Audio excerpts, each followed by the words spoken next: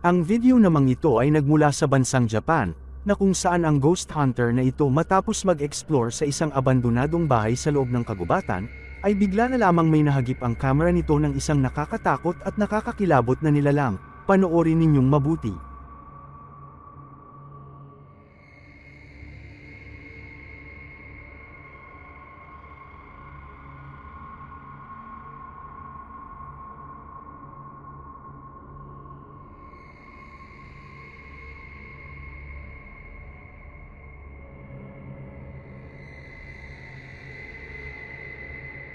Noong una ay hindi nito alam na may nakuhanan na pala ang kanyang kamera ng isang nilalang, subalit pag-uwi nito ng kanyang bahay, nang kanya nang nire-review ang nasabing video footage, ay tsaka pa lamang nito nalaman na may nahagip na pala ang kanyang kamera ng isang nilalang.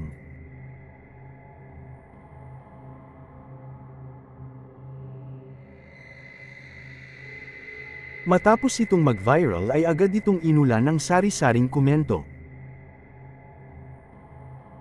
May nagsasabi na isa itong multo, may nagsasabi din na maaaring isa lamang itong homeless na tao.